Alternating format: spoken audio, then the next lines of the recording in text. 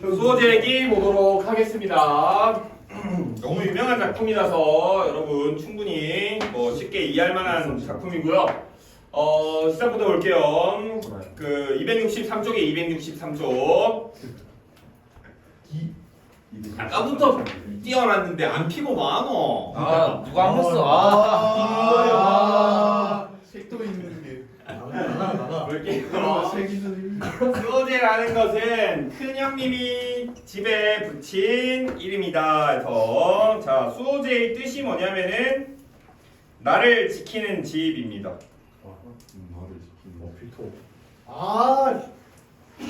나를 지키는 집.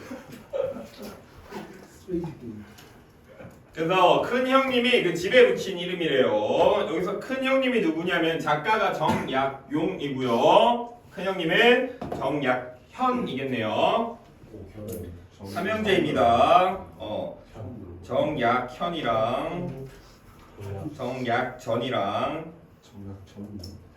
그 다음에 약용 이렇게죠. 이렇게 삼형제. 큰 형님이 큰 형님. 그러니까 나는 처음에 의심하며 말하기를 사물이 나와 굳게 맺어져 있어 서로 떨어질 수 없는 것으로는 나보다 절실한 것이 없으니 비록 지키지 않은들 어디로 갈 것인가 이상한 이름이다 하였다 해서, 자, 여기는 글쓴이의 의문이죠. 글쓴이의 의문. 상식적 차원에서의 의문 제기라고 하고요. 독자의 공감 유도한다.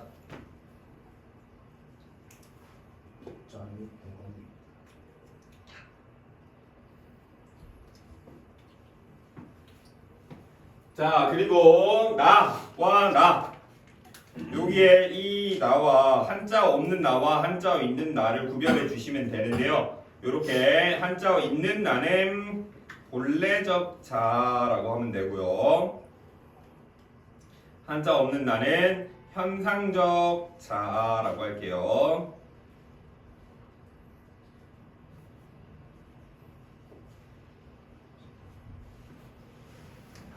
이상하죠? 나를 지키는 집이라는 이름. 네. 자, 그 다음 내가 장기로 귀양 온 후 홀로 지내면서 정밀하게 생각해 보았더니 하루는 갑자기 이러한 의문점에 대해 해답을 얻을 수 있었다. 나는 벌떡 일어나 다음과 같이 스스로 말했다. 그래서 자, 우선 장기는 지명이고요. 귀양 온 이후라고 되어 있는데 화자의 현재 처지, 서술자의 글쓴이의 글쓴이의 현재 처지. 화자는 시라서 화자라고 하면 안 되는데 아무튼 중요하진 않죠. 네. 마이너스 점입니다. 용어가 정확하긴 해야 됩니다. 저처럼 피해당해요. 자, 그 다음에 대체로 천하의 만물이란 모두 지킬 것이 없고 오직 나만은 지켜야 하는 것이다. 내 밭을 지고 도망갈 자가 있는가? 밭은 지킬 것이 없다. 빨리 오세요. 내 집을 지고 달아날 자가 있는가? 집은 지킬 것이 없다. 나의 정원에 꽃나무, 과실나무 등 여러 나무들을 뽑아갈 자가 있는가? 그 뿌리는 땅에 깊이 박혔다. 나의 책을 훔쳐 없애버릴 자가 있는가? 자, 반복되는 거 보이나요? 네. 여기서부터인데요. 자문자답 구조라고 하고요. 263쪽이에요. 열거하고 있다. 자문자답에 열거하고 있다. 자, 어디까지냐 한번 볼게요. 그 뿌린 땅에 깊이 박혔다. 나의 책을 훔쳐 없애버릴 자가 있는가? 성현의 경전은 세상에 퍼져 물과 물처럼 흔한데 누가 능히 없앨 수 있겠는가? 이런 거는 비유적 표현 맞죠? 물과 물처럼.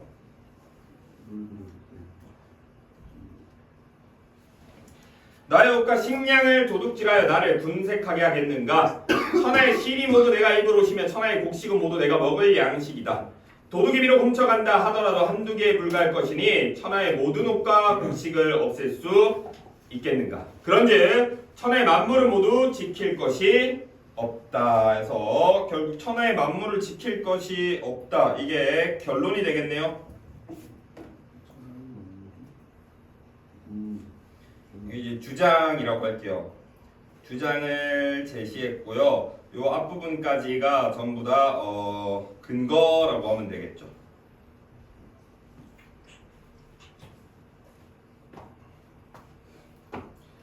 그 다음 유독 이른바 나라는 것은 그 성품이 달아나길 잘하여 드나듦에 일정한 법칙이 없다. 아주 친밀하게 붙어 있어서 서로 배반하지 못할 것 같으나 잠시라도 살피지 않으면 어느 곳이든 가지 않는 곳이 없다. 이익으로 유도하면 떠나가고 위험과 재화가 겁을 주어도 떠나가며 신금을 울리는 고운 음악 소리만 들어도 떠나가고 새까만 눈썹에 흰 이빨을 한 미인의 요염한 모습만 보아도 떠나간다. 그런데 한번 가면 돌아올 줄 몰라 붙잡아 만류할 수가 없다. 그러므로 천하에서 가장 잃어버리기 쉬운 것이 나 같은 것이 없다. 어찌 실과 끈으로 매고 빗장과 자물쇠로 삼가 굳게 지켜야 하지 않겠는가. 여기 이 마지막 있죠. 네.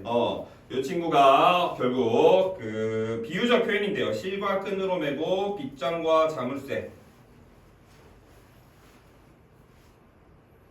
결국 자기 수양의 중요성을 이야기합니다. 자기 수양의 중요성을 이야기하고 있다. 자기 수양에서 뭘 지켜야 되는 거야? 본래적 자아인 나를 지켜야 한다는 이야기겠죠. 네.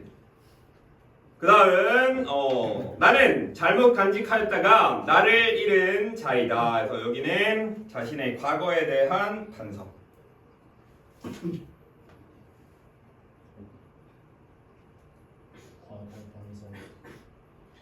어렸을 때 과거가 좋게 보여 과거에 빠져들어간 것이 10년이었다. 마침내 처지가 바뀌어 조정에 나아가는 사모의 비단도포를 입고 미친듯이 대낮에 큰 길을 뛰어다녔는데 이와 같이 12년을 하였다. 자, 여기에 과거 생활 벼슬살이 했다 이 얘기지. 네. 자, 여기 처지가 바뀌어 두 번 나오는데 이 처지가 바뀌었다라는 거 어떻게 바뀌었는지 확인해 주시고요. 오케이? 네. 자, 여기 처지가 바뀌어는 유배를 의미해요. 귀양 가게 됨을 의미해요. 위에 있는 처지는 벼슬을 의미한다면은 자, 한강을 건너고 조례 올라가 침착과 분별을 버리고 곧바로 아득한 바닷가의 대나무 숲에 달려와서야 멈추게 되었다. 귀양지죠. 아까 장기였습니까? 장기? 이제 포항 쪽인가 그랬던 것 같아요. 자, 이때 나도 땀이 흐르고 두려워 숨도 제대로 쉬지 못하면서 나의 발뒤꿈치를 따라 함께 이곳에 오게 되었다. 나는 나에게 말하기를 자네는 무엇 때문에 여기에 왔는가? 여우와 도깨비에 홀려서 끌려온 것인가? 아니면 해신이 부른 것인가? 자네 가정과 고향이 모두 초천에 있는데 어찌 그 본고장으로 돌아가지 않는가? 했다. 그래서 이 대사 부분 있죠. 네. 자기에게 자문하고 있거든요. 묻고 있죠. 여기 답은 없죠? 네. 맞죠? 그냥 자문하고 있는데 결국 본래적 자아를 지키지 못한 것에 대한 본래적 자아를 지키지 못한 결과 인식이라고 합니다.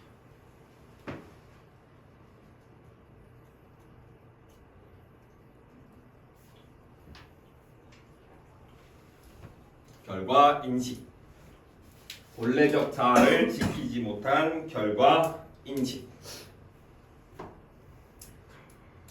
그 다음 끝끝내 나라는 것은 멍한 채로 움직이지 않으며 돌아갈 줄을 몰랐다. 그 얼굴빛을 보니 마치 얽매인 곳이 있어서 돌아가고자 하나 돌아가지 못하는 듯하였다. 마침내 붙잡아서 함께 이곳에 머물렀다. 이때 나의 둘째 형님 좌랑공께서도 아까 제가 정약전이라 했습니까? 이분은 흑산도 가서 그 어류 책 쓴 거 아시죠? 네. 자산어보라는 영화도 있습니다. 자, 께서도 그의 나를 잃고 나를 쫓아 남의 지방으로 왔는데 역시 나를 붙잡아 함께 그곳에 머물렀다. 유독 나의 큰형님만이 그의 나를 잃지 않고 편안히 단정하게 수호지에 앉아 계시니 어찌 본디부터 지키는 것이 있어 나를 잃지 않았기 때문이 아니겠는가. 자, 그러니까 큰형님만이 벼슬길에 나서지 않아 자시 수양을 통해 본래적 자아를 지키는 삶을 살았다. 이 얘기예요. 네. 자, 그 다음 이것이 큰형님께서 그의 거실에 이름 붙인 까닭일 것이다. 큰형님께서 말씀하시기를 아버지께서 나에게 태현이라고 자를 지어주셔서 나는 오로지 나의 태현을 지키려고 하여 이것으로서 나의 거실에 이름을 붙였다고 하시지만 이것은 핑계대는 말씀이다. 맹자가 지킴은 무엇이 큰가? 몸을 지키는 것이 크다고 하였으니 그 말씀이 진실하다. 여기는 성현의 말 인용했다.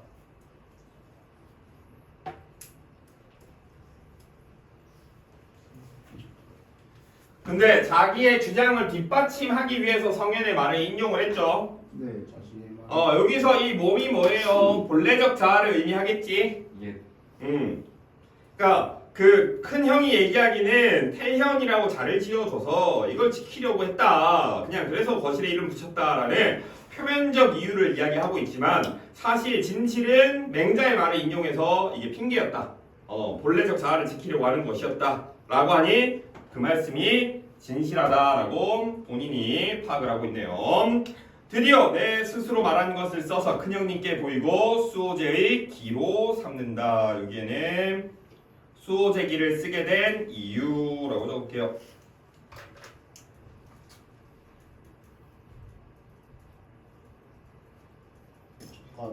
이유, 동기? 뭐 상관없습니다. 자, 여러분 보기에 이제 이 기라는 양식 기억나십니까? 네. 뭐뭐 기, 뭐뭐 기 이렇게 가는데 우리가 배운 기 양식 뭐 있었죠? 시양식. 기억 안 나나요? 복습하세요. 전문. 비슷한데 사물에 대한 어떤 경험이라든지 성찰 이런 걸 담은 작품으로 여기 수능 특강 작품에도 있습니다. 찾아보세요. 알겠죠? 예. 오케이? 그러니까 이게 수특에 있다 없다가 여러분이 떠올라야 돼요. 네. 그래야지 이게 시험 칠 때 적용을 하실 거 아닙니까? 곧 육모 아닙니까? 다음 주입니까? 야. 안 돼. 아닙니까? 오영아 어떻게? 11원 11일 안 된다.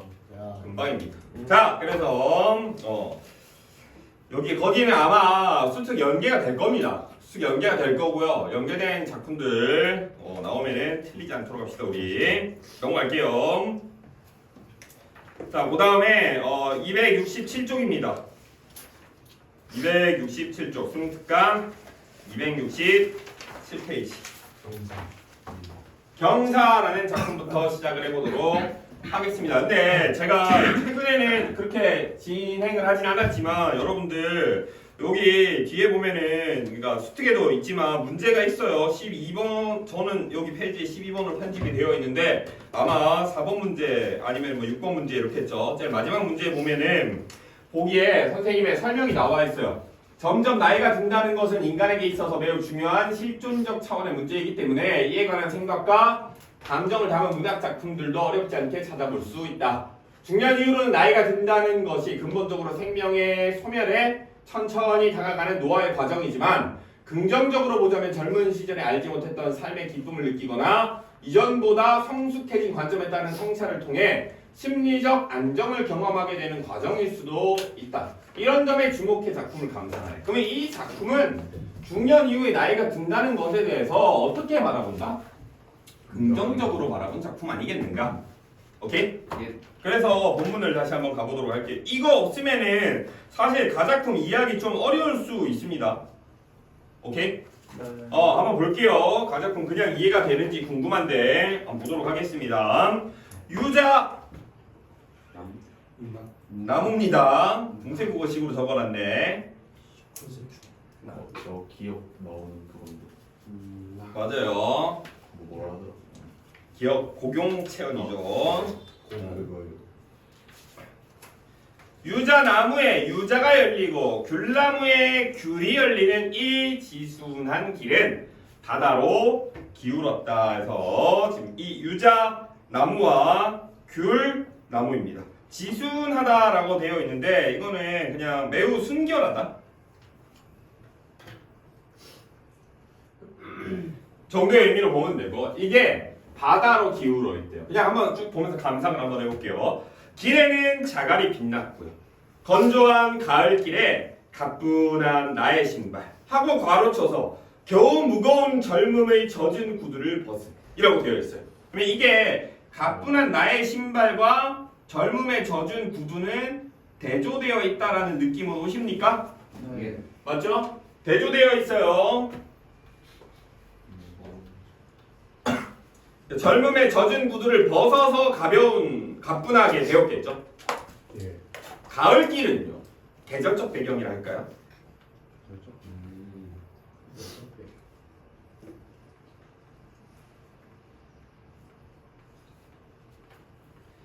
길은 바다로 기울고 발바닥에 느껴지는 이 신비스러운 경사감에서 경사감 경타져 있다고. 네. 오케이?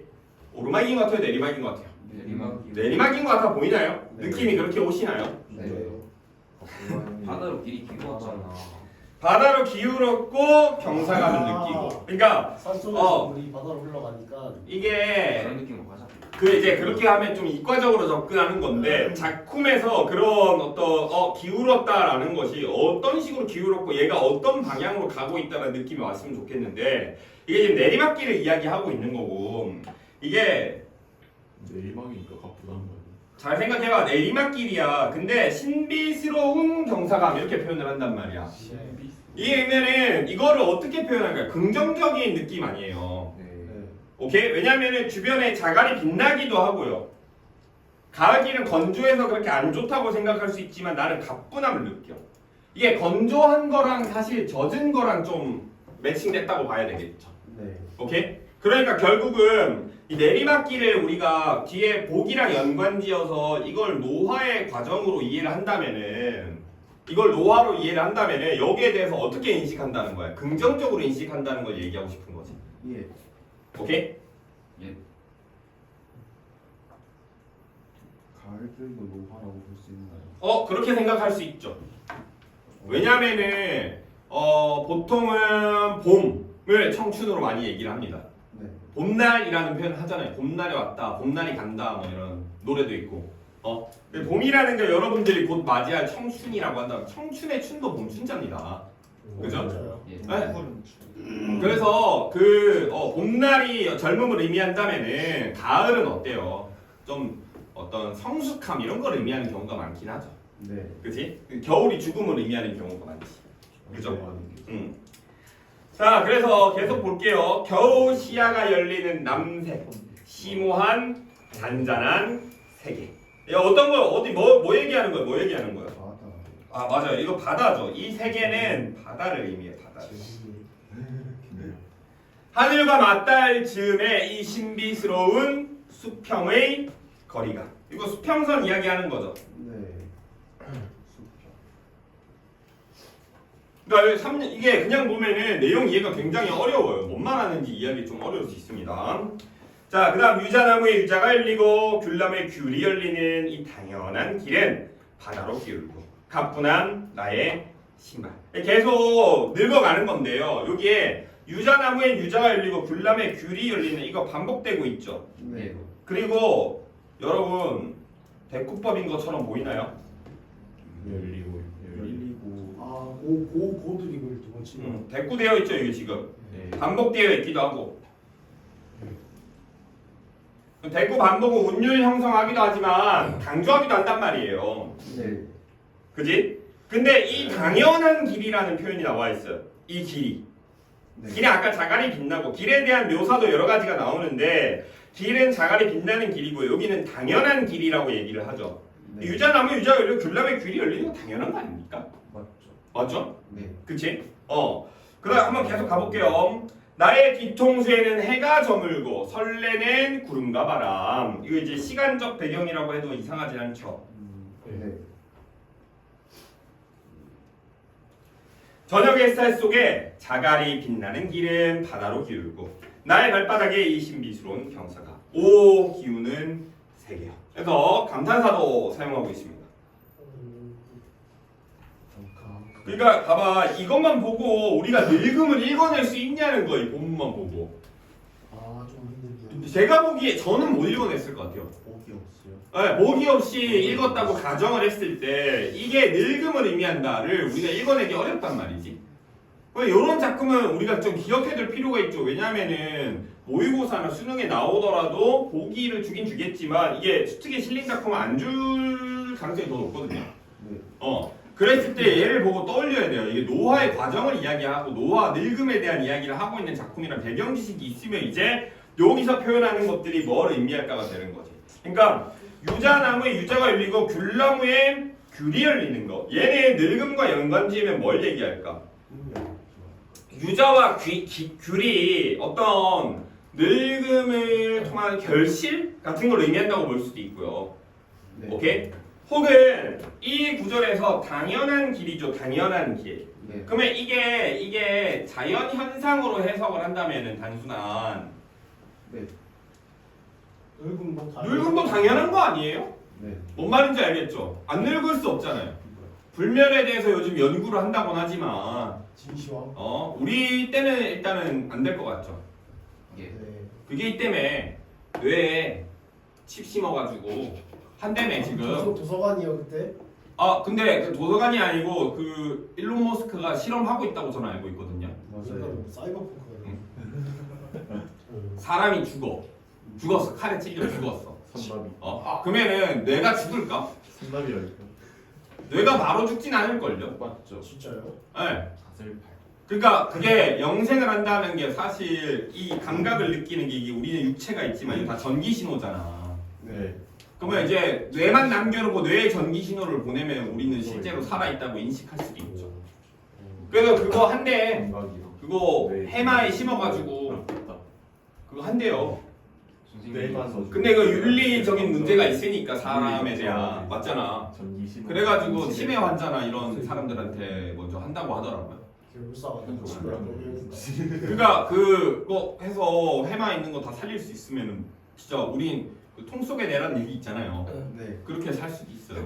옛날에 아인슈타인 우리가 생각하는 그 영생이랑 느낌이 다르죠. 매트리스. 뭐 아무튼 간에 뭐 그건 됐고 여기서는 늙음에 대해 받아들이는 것이 무엇인가? 그렇다면은 바다라는 건 뭐를 의미하겠는가? 바다는 뭐를 의미하겠어요? 결실. 죽음. 죽음? 그러니까 이게 결국은 도달하게 되는 곳이 바다죠. 네. 맞죠? 네. 그러니까 바다라는 것이 이 종착점이 될 수 있단 말이야. 기울어 있고 바다를 향해 가고 있는 거잖아. 네. 근데 잘 생각해 보면 여러분 바다라는 것 자체가 물, 그러니까 뭐 강물이든 뭐든 다 똑같습니다. 흘러서 어디로 갑니까? 바다로 가죠. 네. 그러니까 그런 자연적인 어떤 현상에 어떤 착안을 해서 늙음에 대한 이야기를 하는 거 아니겠는가 이거죠. 모두 모이는. 그렇지. 이 도달한 바다는 남색 심오한 잔잔한 세계 이런 식으로 표현을 하고 있단 말이야. 네. 맞죠? 그러니까 죽었다를 의미한다기보다 바다 자체가 죽음 그 자체를 의미한다기보다는 좀 늙어가서 도달하게 되는 곳이 이 바다일 것이다. 이렇게 이해를 해도 상관은 없고요. 그러니까 죽음은 어떤 것이다 이런 식으로 이야기하는 작품은 아닌 거죠. 그곳에 도달했을 때 어떻다? 부정적인 상황만은 아니다를 계속해서 얘기를 하잖아. 네. 마지막에도 뒤통수에 해가 저물고 이거 이제 황혼이라는 게 떠오르나요? 네. 그렇죠? 그리고 나서 설레는 구름과 바람이라고 얘기를 해. 이 상황도 긍정적으로 받아들이죠. 네. 그 이후에 좀 더 구체화해서 저녁 햇살 속에 자가는 여전히 빛나고 있고요. 맞나요? 나의 발바닥에 느껴지는 이 신비스러운 경사감. 기운은 세계. 마지막에 결국 기운은 세계여라고 돼 있는데 이 늙음에 대해 받아들이는 늙음에 대한 초연한 태도라고 적어둘게요. 맞아는 노대비를 잘 있나? 그럴 수 있지. 그러니까 늙음에 대해서 여기 이제 작품 세 가지가 늙음에 대한 이야기를 하는 작품이거든요. 여기 있는 거 세 개가 아까 보기를 봐도 우리는 알 수 있죠. 그지? 네. 근데 이런 좀 약간 굳이 얘기하자면은 얘는 시어들 자체는 다들 굉장히 구체적인 시어들을 사용을 했어요. 네. 근데 말하고자 하는 바가 뭔지 파악하기가 어렵죠. 추상적. 이런 걸 잘 이해를 해야 돼요. 이런 거를.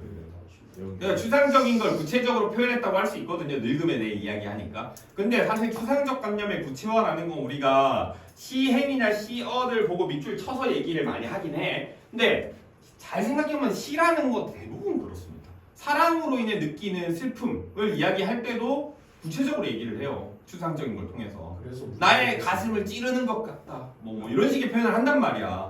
뭔 말인지 알겠죠? 예. 그러니까 이 작품들 시에서 대부분은 다 추상적 관념이 구체화되어 있는 것이고요. 요런 이야기 좀 어려운 작품들은 기억을 해둘 필요가 있다는 거죠. 오케이? 그러니까 나 작품을 한번 봐봐요. 나 작품은 훨씬 구체적이라서 이게 배경식이 없더라도 충분히 읽어낼 만한 작품이 나 작품이거든요. 봐봐요. 스물 안팎 때는 먼 수풀이 온통 산발을 하고 어지럽게 흔들어 갈피를 못 잡는 그리움에 살았다. 술가쁜 나무여 사랑이여. 그래서 일단 제시된 정보는 스물 안팎 때입니다. 스물 안팎 때. 20대 젊음을 이야기하겠죠. 그지? 그 다음에 2년. 이게 1년 보고 바로 읽어낸다기보다 쭉 다 보고 나서 파악이 사실 되는 거거든. 이제 40 가까운 40이 됐어. 손등이 앙상한 때는 나무들도 전부 겨울나무 그것이 되어 잎사귀들을 떨어내고 부끄럼 없이 시원하게 벗을 것을 벗어버렸다. 이게 40 가까운 손등이 앙상한 때는 화자의 상황이지만 이거를 지금 계절에 빗대어 표현을 하고 있죠. 네. 여기도 스물 안팎 때를 자연에 빗대어 얘기를 하고 있단 말이야. 맞죠? 네. 이해를 잘 해봐. 그리고 3년 비로소 나는 탕에 들어앉아 그것들이 나를 향해 손을 흔들며 기쁘게 다가오고 있는 것 같음을 부연 놀석한 경치로서 조금씩 확인할 따름이다. 여기서 왜 갑자기 탕에 들어앉아요? 늙음을 많이 하잖아요. 아니지 그렇게 가는 게 아니지. 급하니. 시에서 봐요. 시에서 뭔 얘기냐면은 겨울나무 그것이 되어 벗을 것을 벗어버렸다. 그리고 탕에 들어앉아로 연결이 되는 거야. 뭔 말인지 아시겠죠?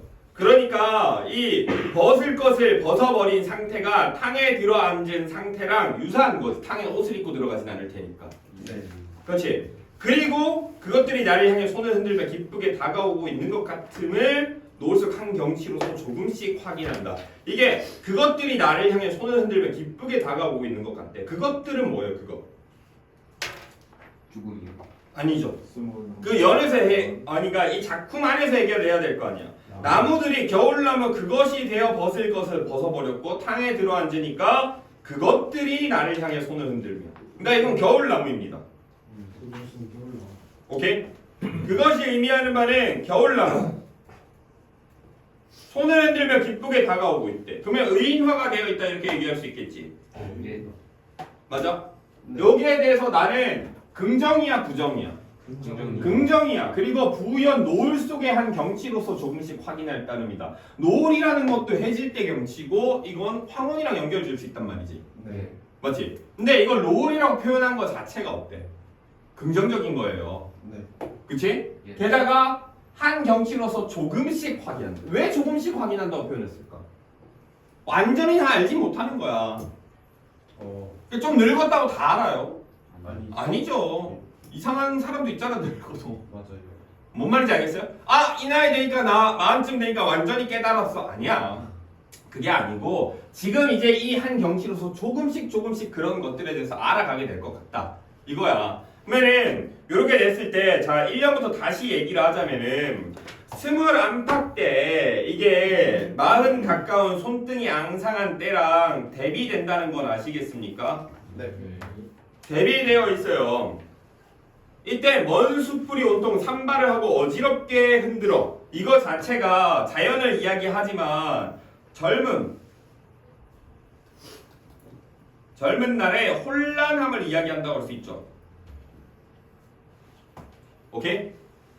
네. 산발하고 어지럽게 흔들면 어지럽다는 표현밖에 안 되겠는데? 정리가 안 되어 있잖아. 네. 젊은 날엔 복잡한 거예요. 마음도 굉장히 복잡하고 여러 가지 생각도 들 거예요. 여러분도 마찬가지로. 앞으로 뭐 해먹고 살지부터 시작해서 연애는 어쩌고 저쩌고 학점은 어쩌고 저쩌고 할 게 많다고 신경 쓸게. 그래서 갈피를 못 잡는 그리움에 살았대. 이것도 이게 그리움이 이 작품이 얘기하는 바를 우리가 좀 고려를 해보자면은 이 그리움이라는 것 자체가 어떤 진짜 누군가를 그리워하며 살았다라는 그런 사랑에 대한 감정을 이야기한다기보다 말 그대로 감정 그 자체를 이야기하는 거 아니겠네. 젊은 날에는 감정에 지배당할 수 있잖아. 오케이? 네. 예. 그리움에 살았다. 숨가쁜 나무여 사랑해요. 숨가쁘다는 것도 여유가 없는 거예요. 여유가 없는 거. 너무 바쁘게 사네. 그치? 삶의 여유를 가지지 못하고 살았던 젊은 날을 이야기하는 게 1년 전체 내용이잖아. 오케이? 그러니까 이게 사실 작품을 읽을 때 좀 의역하다시피 하는 거예요. 시어를 이런 식으로 써놓으니까. 그리고 2년이 이제 마흔 가까운 손등이 앙상한 때. 이 마흔 가까운 손등이 앙상한 때가 좀 성숙하고 안정된 상황을 이야기하겠지. 네. 응? 성숙, 안정된 상황을 이야기하는 거야. 근데 이게 우리가 이제 겨울나무 이렇게 표현하면은 겨울나무는 좀 부정적 의미라고 생각할 수 있잖아. 맞죠? 왜냐면 겨울이라는 계절적 배경 자체가 좀 부정적 의미를 띠는 경우가 많으니까. 오케이? 근데 여기서는 겨울나무라는 이유가 벗을 것을 벗어버렸다 때문이거든요.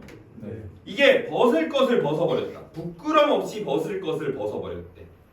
잎사귀들은 다 떨어뜨리고. 이건 지금 뭘 얘기하는 거겠냐는 거야. 당연하다. 당연한 것이다.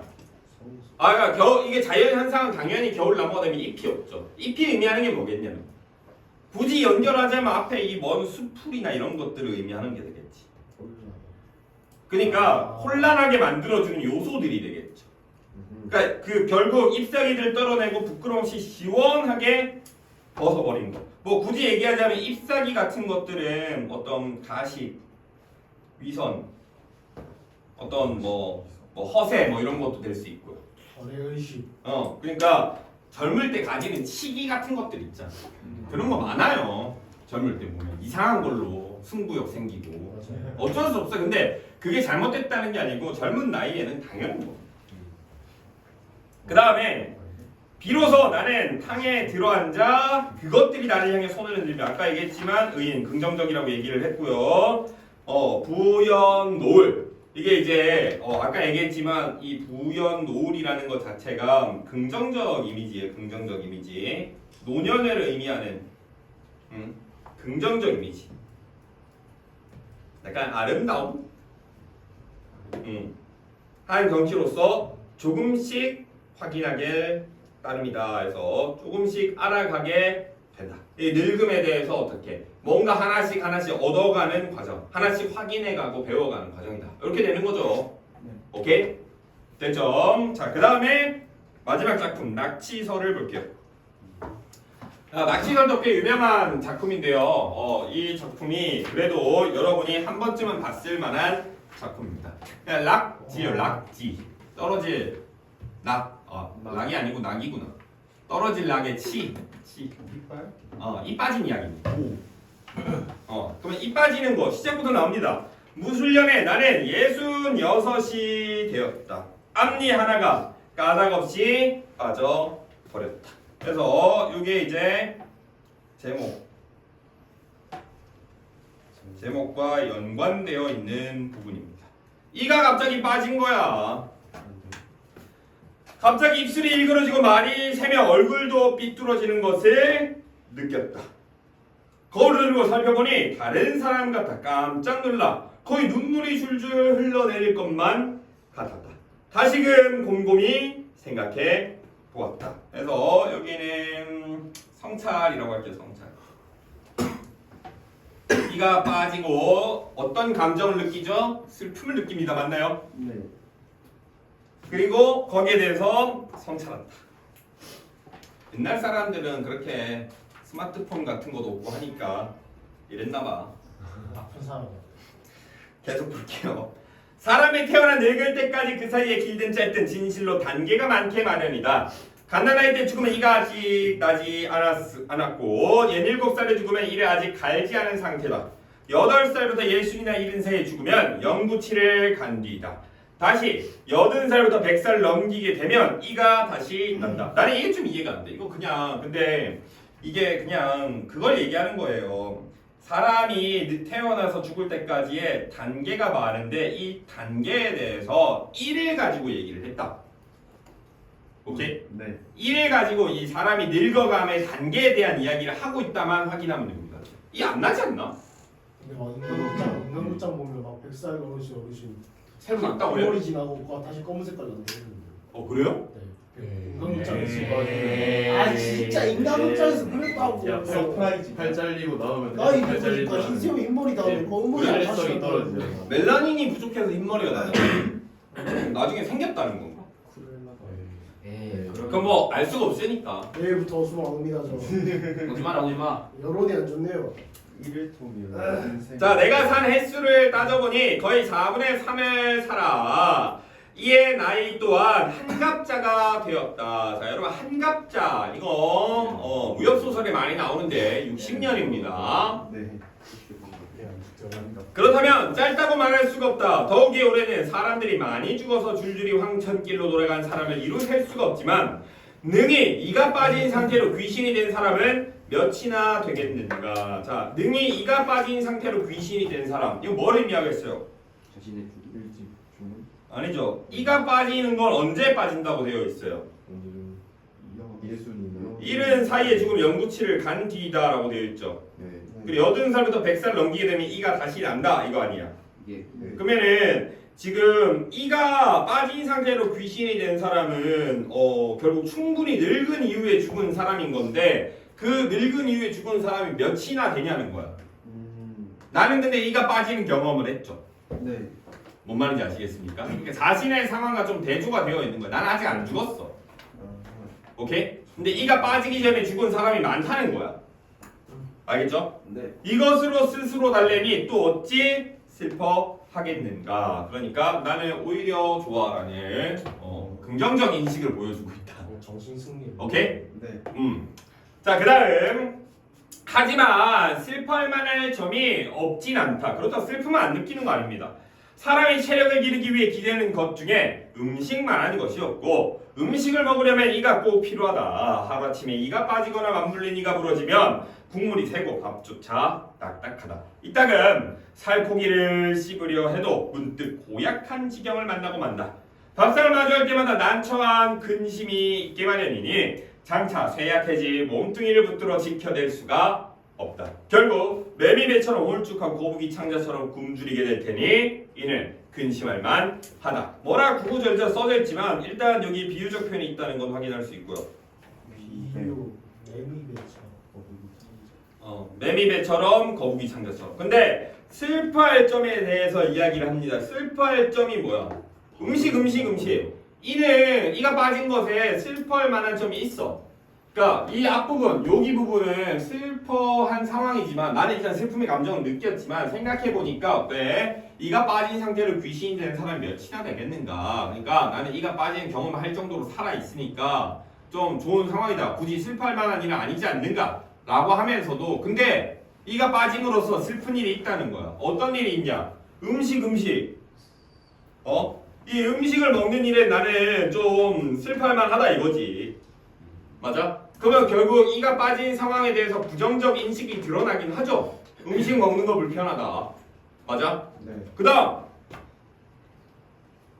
그런데도 오히려 입과 배에 관한 일을 미뤄둘 수 있다라고들 말한다. 자, 입과 배에 관한 일이 뭘 의미해요?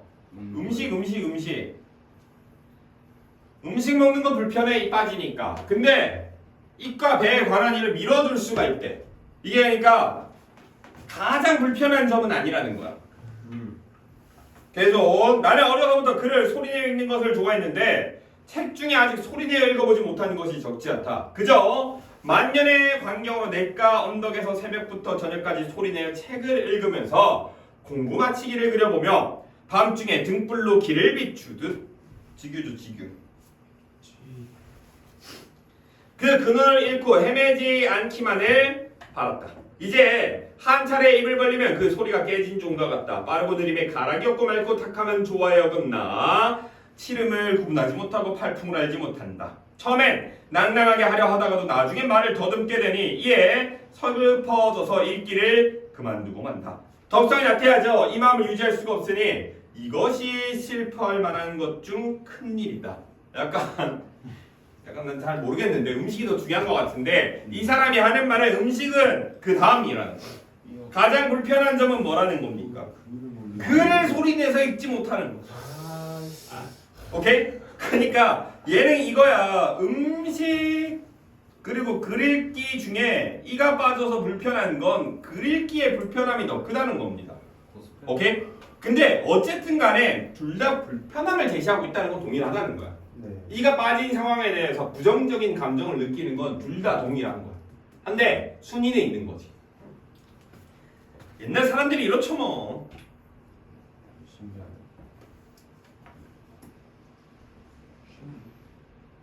진짜일까? 나 궁금해.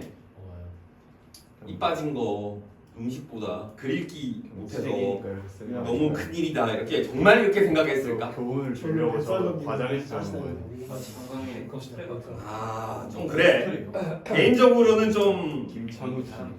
그만해. 그래 뭐 목이 물렸다고 그것도 근데 놔두기도 했는데. 근데 이게 이거야. 이게 젊으면 늙으면은 좀 받아들일 수 있거든요. 아 그래? 너 그렇게 생각해? 그렇구나 이렇게 할 수 있는데 좀 어릴 때는 저렇게 생각 안 하는 거 같아 하면서 괜히 검증하려고 진짜 그럼 이래도 함 하면서 막 약간 억지 부리고 이게 약간 저도 어릴 때 많이 그랬는데 논쟁하고 괜히 우리 할머니 근데 늙으면은 늙은 분들은 그런 걸로 태클 잘 안 걸죠 사소한 거 가지고 아 그래? 그런갑다 이러고 넘어가거든요. 아무튼 간에 계속해서 볼게요. 한편 또다시 곰곰이 생각해보았다. 내가 나이는 많지만 몸은 가볍고 건강하다. 걸어서 산을 오르고 먼 길을 종일 말을 타기도 한다. 천리가 넘는 길에도 다리가 시거나 등이 뻐근한 줄 모른다. 내 연배를 살펴보더라도 나만 아는 사람을 보기가 드물다. 이 때문에 잠옷 혼자 기분이 좋아졌다. 그러니까 나름 건강하다 이거지. 네. 자, 혼자 즐거워하다 보니 쇠약해진 것을 까맣게 잊고 아직도 젊었다고 생각하곤 했대요. 일단 체크를 해둘게요. 젊었다고 생각하곤 했다. 그리고 이거에 대한 결과가 그 뒷내용입니다. 나의 생각은 나 아직 젊어라고 생각을 했어. 근데 그래서 나온 결과가 어떤 일을 만나면 멋대로 행동하고 흥의 경험에 먼 데까지 갔다가 반드시 몸이 피곤한 지경이 되어서야 돌아오곤 했다. 산만하여 수습을 못함으로 스스로 맹세하기를 자취를 거두고 한가로이 쉬면서 1년 내내 문을 나서지 않을 작정을 했다. 이제 좀 쉬면서 살아야겠다. 내가 1년은 좀 자중하면서 살아야겠다 해놓고 어떻게? 하지만 예전 하던 버릇에 얽매여 저녁에 후회하고도 아침이면 되풀이하곤 했대요. 반복해서 실수를 했다 이거죠. 되게 쇠하고 상함의 경계가 분명치 않아 그때 감당해낼 수 있었기 때문이다. 그러니까 젊다고 생각해서 여러 가지 문제 상황을 느꼈다 이거네. 네. 맞지? 그래서 여기 어떤 일을 만나면 어쩌고 저쩌고 이렇게 쭉 적혀져 있는 거 있죠? 네. 여기다가 적어둘게요. 나이가 들어 생기는 변화를 받아들이지 못한 채 살아옴.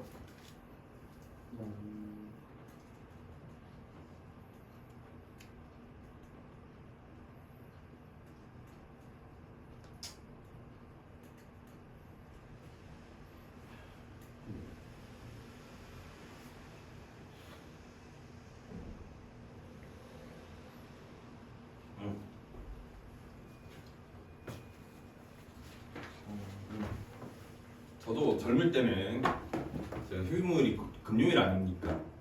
놀 수 있는 날이 금요일밖에 없는 거야. 금요일 휴무일이 여러 가지 이유가 있긴 한데 우선은 금요일에 시험이 없으니까 그러니까 시험이 없는 게 아니고 여러분은 시험이 있을 수 있는데 금요일엔 직전 대비가 없잖아. 그러니까 월, 화, 수, 목 중에 쉬잖아. 그러면은 직전 대비 하러 나와야 됐거든. 네. 근데 지금은 직전 대비를 금요일에 쉬니까 토요일에 시험 치는 학교는 없잖아. 네. 금요일 안정적으로 무조건 쉴 수 있어서 금요일로 쉬기도 하는데 또 금요일 저녁이면 친구들이랑 놀 수 있으니까 또 금요일에 쉬었거든요. 그러면 이제 지금은 안 그렇지만 예전에는 또 코로나 이전에는 3, 4일 아주 새벽까지 그냥 불이 밝았습니다. 그래서 새벽 4, 5시까지 놀다가 토요일에 수업하러 오고 막 그랬거든요. 와. 그 정도 그게 됐는데 이제는 못합니다.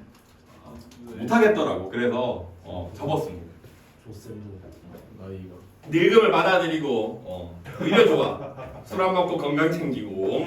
겸허하게 받아. 자, 이제 느닷없이 형체가 일그러져서 추한 꼴이 드러났다. 이 꼴로 사람 앞에 나서면 놀라 슬퍼하지 않을 리가 없다. 그럴진데 내가 비록 잠깐이나마 늙음을 잊고자 한들 그럴 수가 없다. 그러니까 이가 빠지면서 갑작스러운 변화가 나타나게 됐고요. 그치? 네. 그리고 내가 이제 잠깐이나마 잊고자 한들 그게 안 된다는 거죠. 이게 결국 자연의 이치에 순응했다라고 할게요.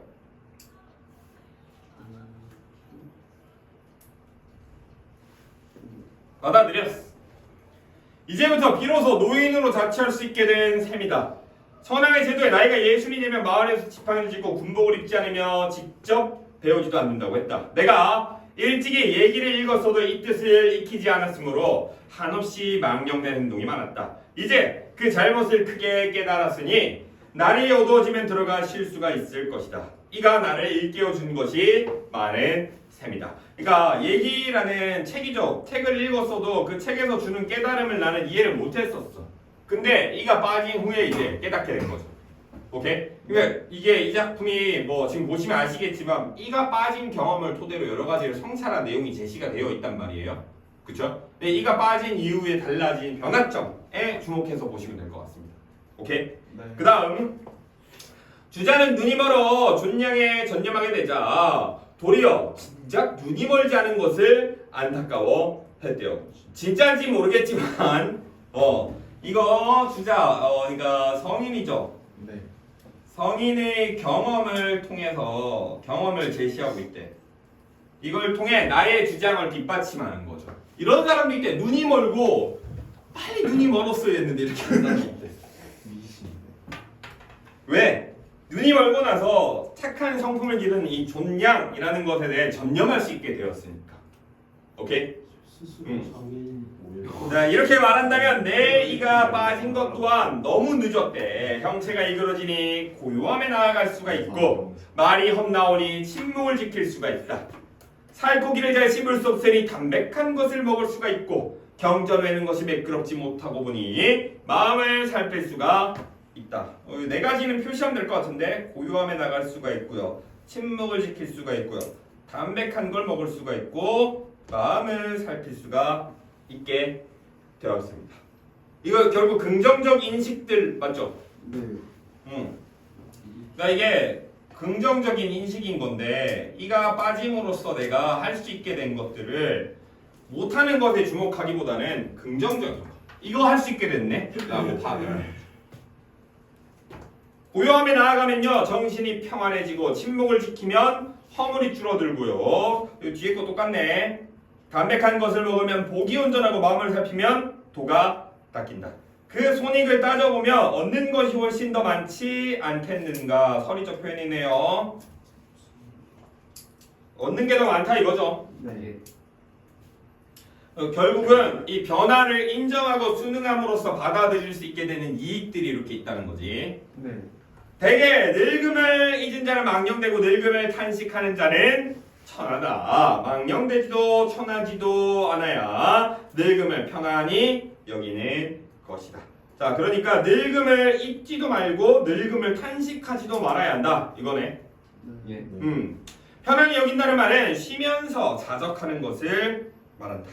기쁘게 화평함에 처하고 성대하게 조화에 올랐다. 형상에 밖에서 논일며 요절과 장수를 마음으로 따지지 않으니 천리를 즐겨 근심하지 않는 사람에 가깝다 하겠다. 마침내 노래한다. 그래서 늙음에 대한 바람직한 태도라고 적을게요.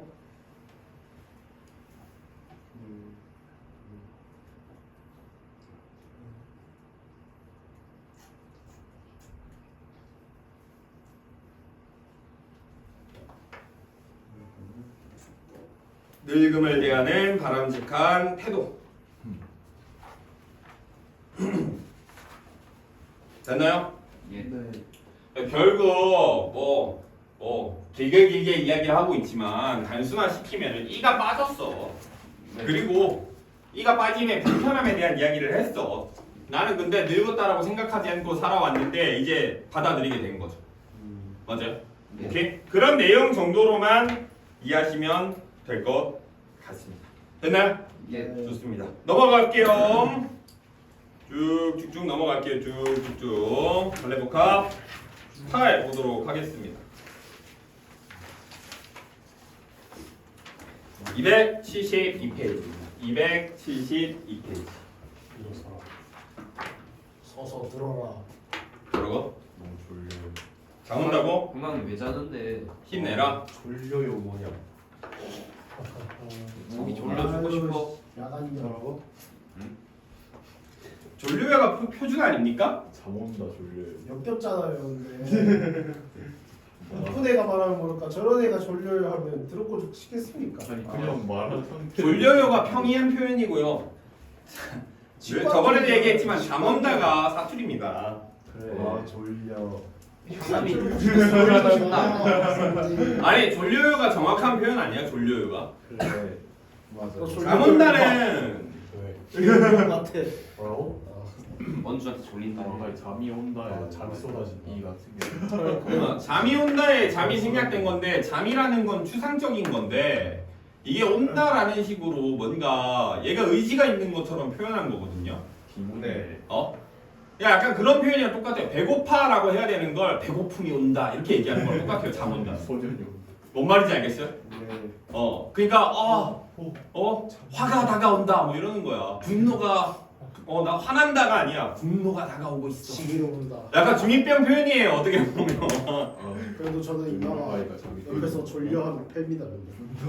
아 졸려. 고 분노가 다 나와. 아 이게 여기 써야 될 사람이 있으니까 써. 분노가 다가오고. 여기 써. 서울 애들은 그렇게 얘기해요. 귀여운 척 한다고 잠 온다면. 진짜요? 왜 귀여운 척 하냐 그래요. 깍쟁이냐 또. 잠 온다. 자, 그 다음 거 볼게요. 감나무 그늘 아래. 이런 작품도 똑같습니다. 보기를 보시면 좋은데요. 보기 없이 한번 읽어볼까? 예. 네. 궁금하면 보기를 한번 읽어보십시오. 근데 보기 없이 한번 읽어보도록 하겠습니다. 보고 와야겠다. 감나무. 자, 감나무 잎새를 흔드는 게 어찌 바람뿐이랴. 감나무 잎새를 반짝이는 게 어찌 햇살뿐이랴. 여기에 뭐뭐 개 뭐뭐랴 이렇게 대꾸적 표현인 거 맞나요? 예. 뭐지? 네. 대꾸법이 나타나 있다. 그 다음에 이 감나무 자체는요 화자가 동일시하는 대상이라고 스포일러를 하겠습니다. 동일시하는 대사. 되게 좋다. 이 감나무 잎새를 흔드는 거, 감나무 잎새를 반짝이는 거, 이게 이제 흔드는 거 자체는 어떤 내적 갈등을 의미한다고 할 수 있어요. 네. 오케이? 예. 근데 잎새를 흔드는 건 바람뿐이겠습니까? 분명 아닙니다. 바람만이 흔드는 게 아닙니다. 다른 요소들도 있죠. 네. 그 다음에 감나무 잎새를 반짝이게 하는 것도 꼭 햇살만은 아니라는 거야. 오케이? 이 감나무가 겪는 것이 이 어떤 외부적 요인들이 있는 건데 그 외부적 요소가 단 하나만 있는 건 아니라는 이야기인 거죠. 네. 아까는 오색 딱딱 우리가 따다다닥 찍고 가더니 봐봐 시방 청설모가 쪼르르 타고 내려오네. 흔드는 거 아니에요 얘네들이? 네. 맞죠? 따다다닥 쪼르르. 음성 상징어. 예. 시방이 뭐예요? 야너 시방 모르냐? 여기 뭐가 강조가. 뭐 하는 거야? 시방은 이야기해드릴 겁니다. 아까는과 시방은 이게 시간의 흐름이거든요. 시방? 지금 아니. 지금 정도의 의미로 이해하면 됩니다. 방언인데 뭐 하는 지금의 거야? 의미로 이해하시면 됩니다. 뭐 하는 거야? 말하는 이때 내 새끼야. 됐나요? 예. 그러면 이게 따다다닥 의성어니까 얘는 청각이죠. 예. 네. 쪼르르르는 시각이죠. 네. 얘 이제 다양한 감각적 이미지가 활용이 되고 있어 일단은. 그 다음에 사랑이 끝났기로써니 그리움마저 사라지랴. 그래서 그리움 사라집니까 안 사라집니까? 안 사라져. 안 사라집니다. 그러니까 사랑이 끝났다라는 건 이별을 의미하지만 그리움이 사라지겠는가? 화자의 이 내면적인 내면적 갈등이라고 할까요? 내면적 흔들림의 상태. 그리움 때문에. 그리워. 누가 그리워? 그래서 사랑이 끝나더라도 그리움은 안 사라지는 거죠. 바로 사라지는 게 더 이상해. 로봇도 아니고. 그죠? 그 다음 그 그리움 날로 자라면 주목송이처럼 커갈 땡감들. 아까 얘기했지만 감나무가 동일시되어 있다 했죠. 네. 그러니까 그리움이 날로 자라게 되면 주목송이처럼 이 직유법이고요. 이따만 땡감. 땡감들이 점점 감이 커져가는 겁니다. 이 땡감들은 그리움의 결정체라고 할게요. 땡가. 땡가. 땡땡한. 맛없죠 땡감. 맞아요. 짧은 땡가. 무슨 소리야? 땡감이 덜 잘한 거예요? 저거 덜 자랐어 덜 자랐어. 쓴거 아니야? 그러니까 이게 결국 점점 그리움이라는 감정이 변해가는 건데 변해갈 거예요. 네. 날로 자라면은 점점 커지죠. 그러다가 땡감처럼 되는 건데 이제 뭘 의미하겠느냐인 거야. 그리움이 점점 심화되는 과정을 얘기를 해요. 때론 머리 위로 흰 구름이고 때론 온종일 장대비 맞아보기에 누구한테 하는 말이에요? 나무한테요. 땡감한테 하는 말입니다. 아 근데 그게 중요하다기보다는 이 대화체라는 게 중요하죠. 네. 마치. 흰 구름과 장대비 그러니까 이거 시간의 흐름을 이야기하죠. 예. 그러니까 날씨가 바뀌는 거 아니에요. 그치? 네. 그죠? 시간이 흘러서 흰 구름이 있을 때도 있고 비가 내릴 때도 있는 겁니다. 이별까지 나눈 마당에 기다림은 웬 것이랴만. 이별하고 난 후에 기다림이 웬 것이냐, 기다림이 왜 남아 있느냐라는 건데 뭐 남아 있을 수밖에 없는 것이긴 하지만 결국은 이 그리움으로 어떤 괴로움을 느끼고 있는 거 맞지? 네. 그리움으로 인한 어떤 내적 갈등, 내적인 괴로움을 느끼는 건 맞단 말이야. 계속 이별까지 한 마당에. 근데 감나무 그늘에 평상을 놓고, 자 평상은 성찰의 공간이라고 할게요.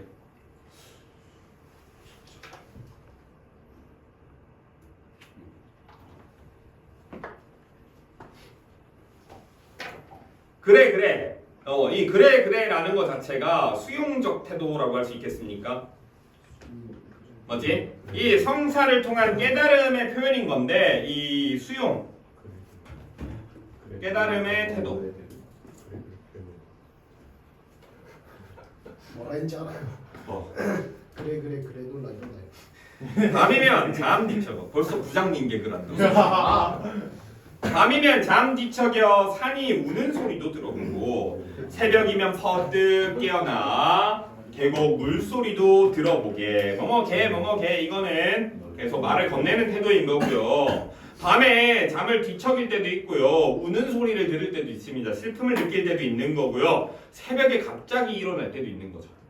오케이? 그러니까 물소리도 슬픔을 형성한 거라고 보면 좋을 것 같은데 결국은 이 청각적 심상, 청각이고 청각이죠. 소리. 예. 청각인데 결국 이 청각이라는 것 자체가 이거 자체가 내적 성숙의 과정이 되는 겁니다. 오케이? 힘으로 봐야 돼. 이런 일도 겪고 저런 일도 겪고 이건데 그러면은 그 기다림이 날로 익으니 서러움까지 익어서 자 기다림이 있고요 서러움도 있습니다. 익을 수 있어요 없어요? 없어요. 없어요. 익을 순 없지. 네. 이거 있지 않아? 어떻게 서러움을 익힐 수 있습니까? 아, 보여주세요. 서로 익혀? 원형이 좀 보여줘야 좋았어요. 되는 건가요?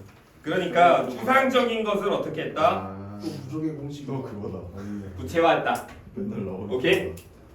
근데 이제 여기서 익었다가 어떤 의미로 받아들여지는지는 아시겠죠? 예. 원래 그리움이 나에게 굉장한 괴로움을 느끼게 하고 힘들게 하고 내적인 어떤 혼란함 이런 걸 가지고 오는 거였단 말이에요. 이별 후에 느끼는 감정이. 근데 여기서 이게 익었어. 익고 나면은 저 짙푸른 감들 마침내 형형 등불을 밝힐 것이라면 가정이죠? 네. 근데 형형 등불이 의미하는 게 이제 다 익은 홍시라고 하겠습니다. 홍시. 그러니까 이 홍시가 결국 내적 성숙을 의미하는 거지. 사고. 아 고기가 보인다 이제. 이러면 세상은 어찌 화나지 않으랴 하늘은 어찌 부시지 않으랴. 설이죠. 설이 됐고. 네. 맞아? 네. 결국 이 이별로 인한 그리움이라든지 서러움이라든지 이런 것들이 어떻게 될 거라는 거야. 다 성숙한 이후에는 다 내가 뭐 승화한다고 해야 될까요? 받아들일 수 있다고 해야 될까요? 네. 그치? 그래서 미래에 대한 긍정적 전망이라고 적어둘게요. 미래. 미래. 이거 대화체들이 다 감한테 하는 거예요. 네. 근데 이게 사실 이제 본인한테 하는 말처럼 이라고 봐야 되겠죠.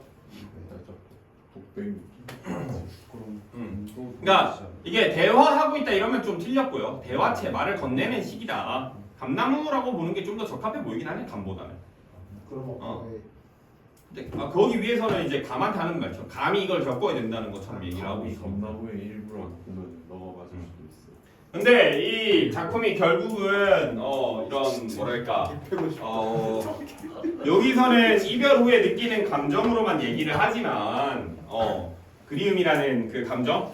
근데 꼭 그리움이 아닐 수도 있죠. 분노가 될 수도 있고 복수심이 될 수도 있고 뭐 여러 가지가 될 수 있는데 그런 것들도 여러분 시간이 지나고 나면은 다 희석될 수 있다. 오케이? 지난 일에 좋아요. 그 다음에 나 작품 보도록 하겠습니다. 정원 구의 번짐 뭐 이렇게 장성남 시인의 번짐이라는 작품이네요. 번짐 정원 먼지가 싫어하는지. 자, 이 시작부터 번짐. 이게 이제 그 뭐야 핵심어라고 할게 핵심어. 심한. 그러니까 수묵화의 기법이거든요. 네.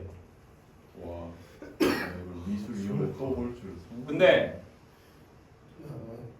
경계가 없음을 의미합니다.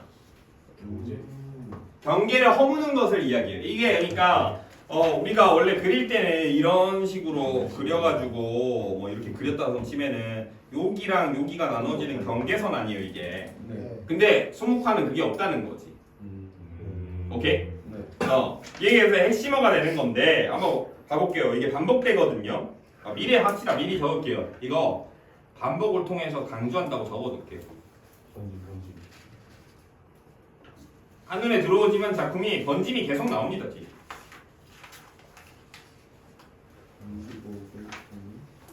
됐나요? 예. 자 다음 페이지. 목련꽃은 번져 사라지고 여름이 되고 너는 내게로 번져 어느덧 내가 되고 나는 다시 내게로 번진다 라고 되어 있습니다. 아까 얘기했지만 미리 이제 제가 좀 그걸 준 거죠. 번진다라는 게 경계를 허문다, 경계가 없음을 의미한다면은 여기서 이 목련꽃이 봄을 의미한다고 볼 수 있고요. 여름이 된다라는 거 아니에요. 이게 그러니까 계절의 변화를 이야기하는 것인데 잘 생각해보면 알 수 있습니다. 계절이 바뀌어요. 이게 봄과 여름의 경계가 있습니까? 없죠. 딱 이 기점으로 여름이 됐다라는 거 우리가 인간이 날짜로 정해놓긴 했어요. 네. 맞아, 음력에 막 그런 절기로 정해놓고 했지만 사실 뭐 지금 여름입니까 봄입니까?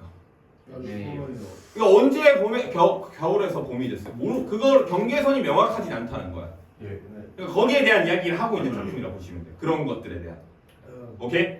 예. 그 다음에 너는 내게로 번져 어느덧 내가 되고 나는 다시 너에게로 번진다라고 되어 있죠. 여기도 결국은 너와 나.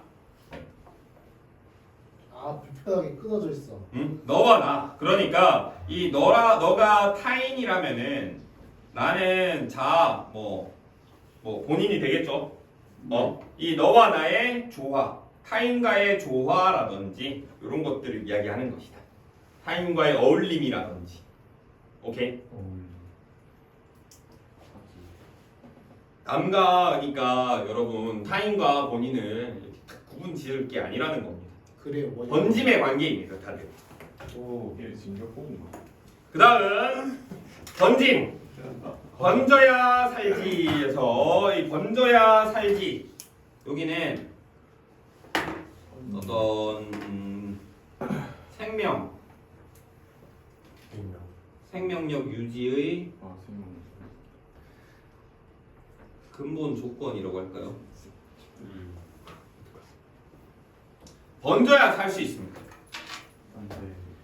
꽃은 번져 열매가 되고요. 여름은 번져 가을이 됩니다. 아까는 봄에서 여름이 된다 했는데요. 여기선 여름에서 가을이 된다라고 얘기를 하고 있죠. 그러니까 열매는 뭐 결실이라고 볼 수 있을 것 같고요. 열매는 뭐 어떤 결실 이런 거라면은 얘는 계절이니까 계절의 연속성을 이야기한다.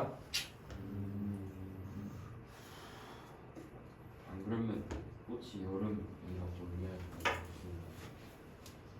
꽃이 여름이다. 아, 좀 애매한데. 꽃은 봄인데. 그니까 그러니까 봄에서 가을, 여름에서 가을 이렇게 할 수도 있네. 아, 그렇게 해석하기는 좀 애매할 것 같은데. 그러니까 이게 그렇게 생각하는 게 좀 더 좋은 것 같아. 이 지금 뭐가 봐봐. 번져서 여름이 되고 번져서 열매가 되고 번져서 가을이 되고 음악이 번져 그림이 되고 삶이 번져 죽음이 되고 이런 식으로 가는 거란 말이야. 저녁은 번져 밤이 되고. 그러니까 여러 가지 번지는 것들에 대한 것들을 쭉 얘기를 하고 있는 건데 뭐 다 얘기하진 않았겠죠. 세상에 있는 모든 것들을. 근데 그런 것들은 전부 다 이런 어떤 특정 경계가 있는 것이 아니라는 걸 이야기하는 작품이다가 사실 이 작품 주제거든요. 이러고 저는 문제를 풀었을 거예요. 여기까지만 파악을 했다면. 이렇게 파악이 됐다면. 어차피 뒷내용 똑같을 테니까. 이게 뭔 말인지 아시겠죠? 네.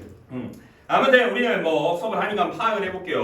여름은 번져 가을이 된다. 이건 계절의 연속성이다. 그 다음 번짐. 음악은 번져 그림이 되고 얘는 그냥 아무거나 한 번에 아니야. 뭐 번짐 상호 관련성?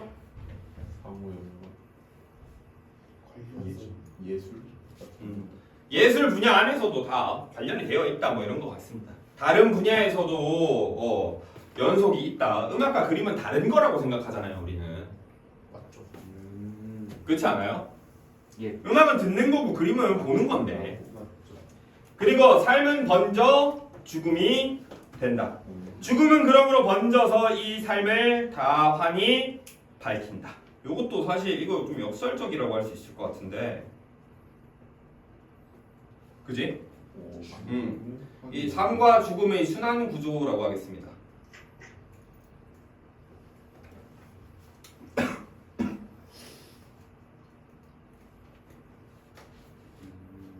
죽음을 긍정적 대상으로 표현한다. 이게 이제 어제였나요? 뭐야? 스리생을 봤는데요. 네. 거기에 우리가 오히려. 응급실에서 사람이 죽어요. 안돼. 죽어서 막 슬퍼하거든요. 그 의사가 엄청 좌절을 해요. 처음 죽은 거에 대해서 엄청 좌절을 하는데 응급실이니까 이제 옆에 갑자기 또 산모가 들어. 애가 이제 거의 막 나올랑 말랑이야. 그러니까 얘가 그 죽음에 대한 슬픔을 온전히 그거 하기 전에 이제 정신없이 애를 받아. 애를 받으면서 또 다른 감정을 느껴. 결국은 죽음과 삶이 그 응급실 안에서 연속되어 있죠. 그 아마 작품에 그런 거 얘기하고 싶었을 거예요. 삶으로서 또 죽음에 대한 위로를 받을 수도 있는 것이고. 뭔 말인지 아시겠죠? 뭐 그런 이야기를 하는 거라고 저는 생각을 하긴 했는데 뭐 배우가 다들 잘 뽑아가지고 예쁜 배우들로 뽑아서 재밌었습니다. 어쨌든 이쁘고 의대다우고 좀 사실 너무 말이 안 되는 판타지긴 해요. 의사 그만두다가 다시 의사 되는 게 현실에서. 자, 또 한 번 저녁은 번져 밤이 차원으로 된다. 의사된 말이. 자, 그 다음 또 한 번 더 이게 결국 또 이게 반복을 의미하는 거 아닙니까? 네. 맞지? 이런 것들이 번지는 것들이 반복이 된다 이거야. 번짐, 번져야 사랑이지. 산기슭 오두막 한 채 번져서 봄나비 한 마리 날아온다. 이게 이제 이해가 안 가. 뭔 얘기냐면은 번져야 사랑이지까지는 오케이. 사랑이라는 것도 번짐의 관계에 있는 것이다. 이렇게 이해하면 되니까. 맞지? 그래놓고 갑자기 산기슭의 오두막 한 채가 번져서 봄나비 한 마리가 날아오게 된대요. 이게 뭔 얘기냐는 거야.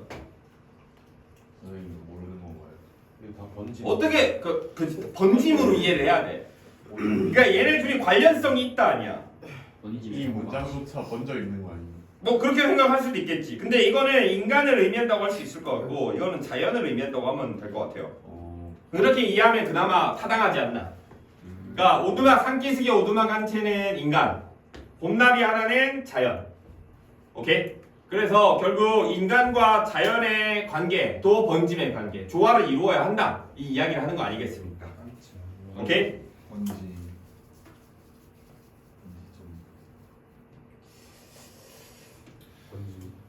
차라리 먼저지. 오케이? 네. 번짐의 관계로, 그러니까 경계가 명확하지 않다라는 것에 대해서 좀 받아들일 수 있으면 좋지 않을까. 작품이 좋네요. 수묵화 그림 기법에서 연상을 받아가지고만. 그죠? 추상화 느낌 아닙니까? 오. 자, 마지막 거도 해야 되니까 좀 잽싸게 보도록 할게요. 네. 5분밖에 안 남았는데 최대한 빠르게 달려보도록 하겠습니다. 네. 네, 여기 근데 그렇게 많이 얘기할 거 없긴 합니다. 왜냐하면 제목만 봐도 알 수 있지만 여행. 산수 여행. 여행. 이거 유추예요, 유추. 유추인 거 아시겠습니까? 예. 그림 기법이랑 번짐이요. 삶의 다른 것들 다 유추되어 있다. 네. 유추. 가작품 유추일까요? 뭐였죠? 아니요. 대행감 나오는 감나무랑 유추한 유추되어 있는 거 아닙니까? 인간의 마음과 자연에서 이제 맞지? 삶의 유추. 자연 현상과 인간의 그 모습 이거 유추되어 있는 거 맞아요. 네. 오케이? 바람에 흔들리고 이러는 게 이 그런 흔들리는 인간의 감정 이별 후에 그런 거랑 연결되어 있다 이렇게 얘기할 수 있죠. 됐나요? 맞죠. 자, 그 다음에 마지막 작품인 다작품 제목만 보시면 아시겠지만 창의용의 산수 여행이라고 되어 있습니다. 그죠? 생각하고 있어요. 왜? 산수 여행이에요. 여행. 이것만 봐도 뭔가 기행 관련한 이야기이지 않겠는가 이렇게 추측할 수 있죠. 네. 볼게요. 창의용의 성은 정의어 이름을 란으로 영남 사람이다. 이런 거는 사실성을 높여준다라고 하겠습니다. 인물의 어떤 구체적인 정보를 제시를 해주고 있단 말이지. 여기 쓰니까 왜 이렇게 아프냐 여기가? 예? 손이 너무 좋습니다. 너 들고 싶은데요. 너 왜 그래? 왜 아픈 말을 안 받아? 맞잖아. 내 이만큼이냐? 좋습니다. 다시 안 나와. 여기 받쳐 적은 거 여기 너무 아프네. 영남 사람이다. 스펙타클한 이 사진. 옹이 옹은 늙은 사람 얘기할 때 하죠. 먼 영남으로부터 와서 남성에 있는 나를 방문하였다. 옹을 보니 이명은 옳고 콧날이 우뚝하며 양미간이 시원스럽게 넓었고 의관은 크고 얼렁하여 지금 세상의 복장이 아니었다. 자, 여기 뭐야? 외양 묘사 맞죠? 네.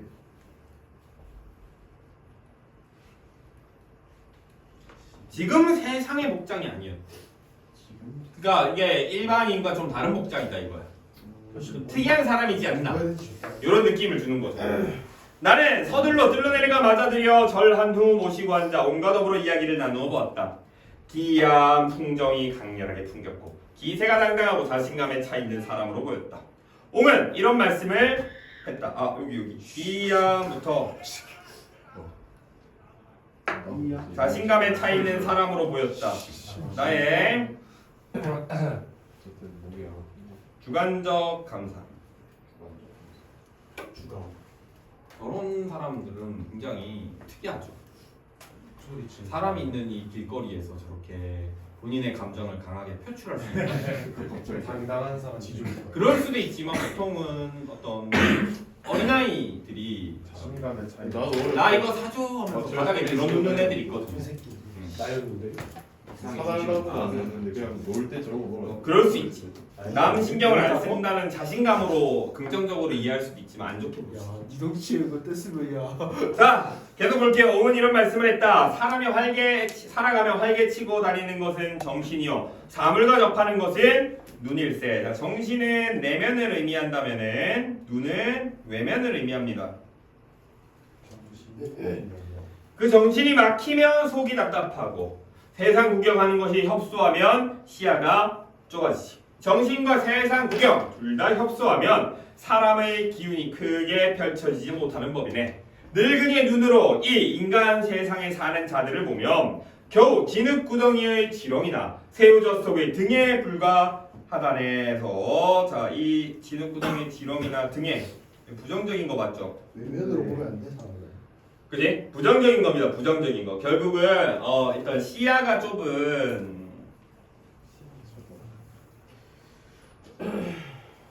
세상 사람들을 이유했다. 정신도 온전해야 되고 시야도 이거 해야 돼. 그래 여러분들 좀 좋은 거 보러 다니고 하시는 거 전 추천합니다. 좋은 거야. 딱 쉬는 타이밍 있을 때 저 목표 대학을 한번 가본다든지 오. 대학 앞에 대학로를 가본다든지 서울대학교 기숙사 갈까 우리? 서울대 같은 제가 거는 기력인데요. 그러니까 그 목표 대학은 꼭 아니어도 돼요. 좀 좋은데 직접 가서 보는 게 굉장히 경험이 저희 많이 집에 울산대. 가니까. 서울대. 너 저희 울산 빨리 울산 가면 그러니까 울산대는 좌절할 것 같은데. 가지 마시고요. 울산 과학대가 울산대 저희 울산대 소풍가는데요. 그러니까. 울산 과학대 빨리 방문하고 와. 울산대 택시 타고 와요. 그럴리나? 왜냐면은 그게 직접 보는 거랑 사진으로 보는 게 다를 바가 없다고 생각하지만 그렇진 않거든요. 직접 보는 거에 대한 그게 있어요. 보고 오면 열심히 할까? 그게 또 하루 이틀입니다. 근데 하루 이틀이지만 그 경험에 대한 기억은 남아 있으니까 그게 다르다. 이제 맨날 보러 가면 하루 이틀 계속하면 자, 계속 볼게요. 그 말에 나는 이렇게 대꾸했다. 선생의 말씀이 심한 것 아닙니까? 너무 거침없어서 인정하기 어렵습니다. 여기는 반론을 제시한다. 왜 이거? 그러자 옹이 이렇게 말을 이었다. 자네가 마땅히 알아야 할 게 있네. 세상에선 추자가 하는 말을 인간의 사고로는 헤아릴 수 없다고 하면서 휘둥그레 눈을 뜨고 빨려 들어가지. 그러나 허황한 세계를 추측하느니 존재하는 세계를 찾아가는 것이 낫고 말을 과장하여 하느니 안목을 크게 넓히는 것이 낫네. 그러니까 요렇게죠. 추자가 하는 말, 결국은 추자에 대해서 부정적으로 추자는 비판 대상입니다. 비판 대상. 허황한 세계를 추측하고 말을 과장하여 하는 것이라고 생각을 하는 거겠죠. 그러니까 이 창혜용은 존재하는 세계를 직접 찾아가서 안목을 넓혀보는 게 더 좋다고 얘기를 하는 거죠. 저도 동의합니다. 근데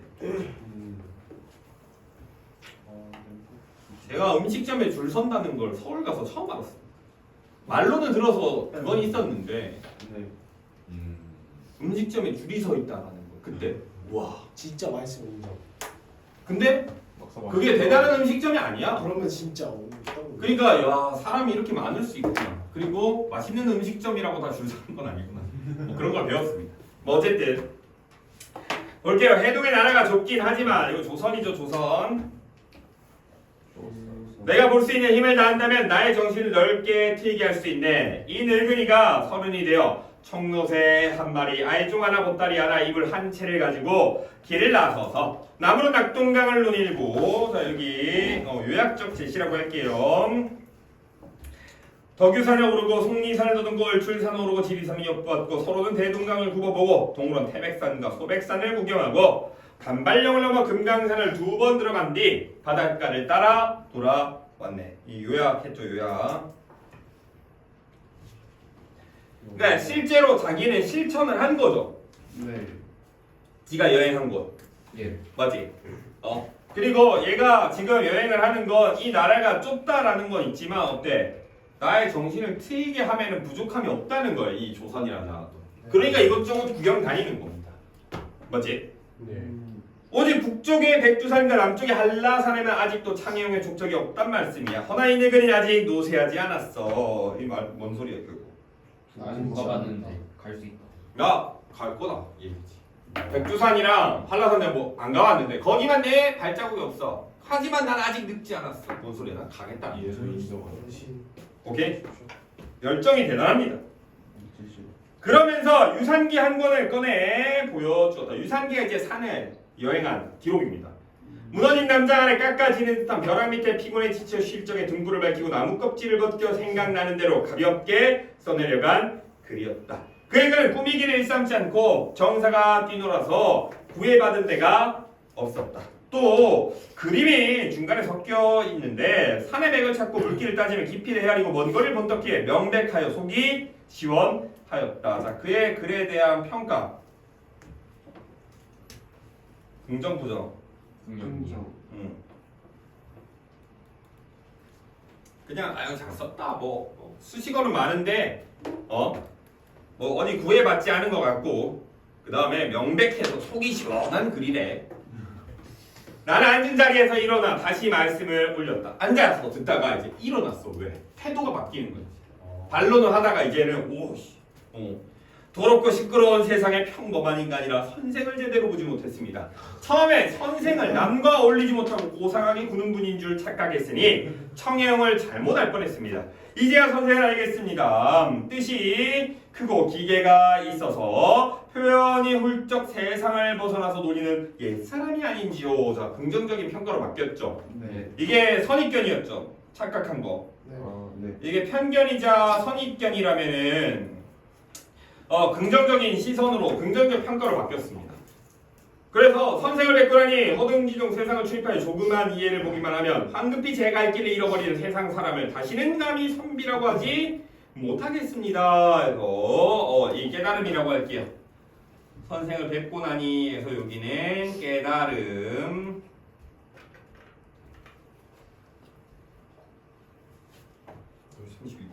빨리 마무리할게요. 네.